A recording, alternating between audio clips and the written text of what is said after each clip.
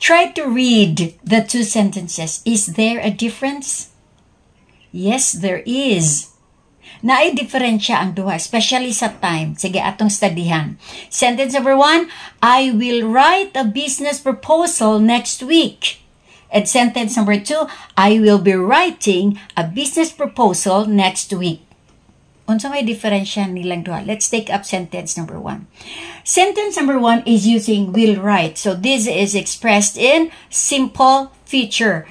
Kaya this is what we call verb phrase. Ang will, ang auxiliary verb nga nag-indicate og future. Ang atong main verb is write.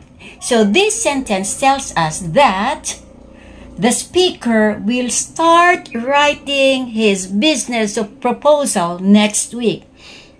Pwede siya mag-start on Monday, but if he can't do it on Monday, then he can start on Tuesday. Pwede po siya Wednesday.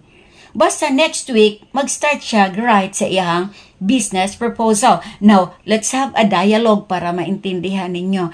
Duha ka office mates, no? Maghibalag sila. Ingon na dayon tong isa nga, friend, I have already approved the budget. Do you have a proposal? Ing siya, oh no, I don't have a proposal yet, but surely I will make a proposal, a business proposal next week. Ingon niya. So, ibig sabihin, wala pa siya nakastart kay future man, no? Pero, iyang himuon next week. Wala lang siya gi-indicate kung unsa. Pero, basta next week, mag-start siya og himo. So, dire, mura og mag-start pa og himo. Next week, mag-start siya og himo. Now, let's go to sentence number 2.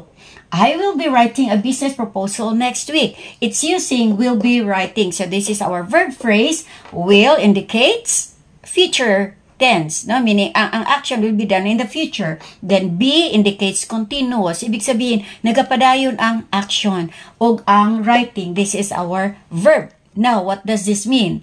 Nagapasabot ni nga ang speaker on that specific time will be doing the action.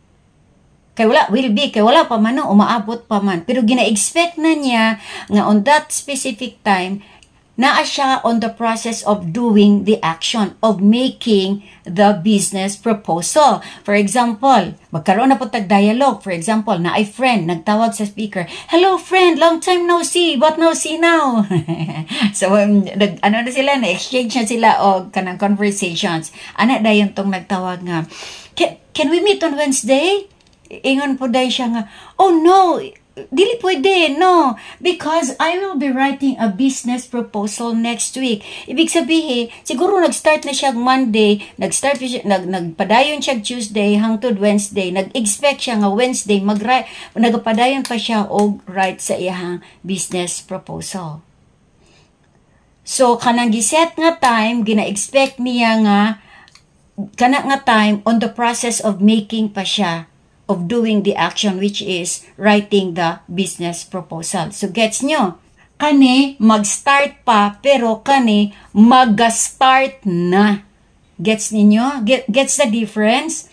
Kani, mag-start pa, kani, mag-start na. So, ga-expect siya nga kanang giingon nga Wednesday, ga-expect ang speaker nga, na-budget na ba niya ba nga, di pa ko mahuman ana, ga-write pa ko ana or mag-write pa ko ana og business proposal Wednesday. Muna may siya nga, can we make it on Saturday? Sa Saturday na lamang sila mag-meet. Kaning isa is simple future, kaning isa is future continuous. Kaya naa may be, kung na ay be. Kani, nastudihan naman ni nato, no? Will plus simple verb.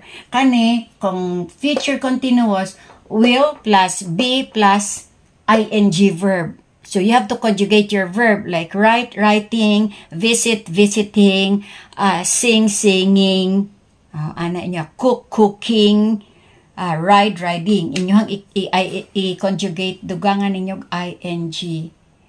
So, muna ang nagapasabot, kung future continuous gani, ibig sabihin, gi-expect ka nga on that certain time, you will still be doing the action. So, I hope nakuha ninyo.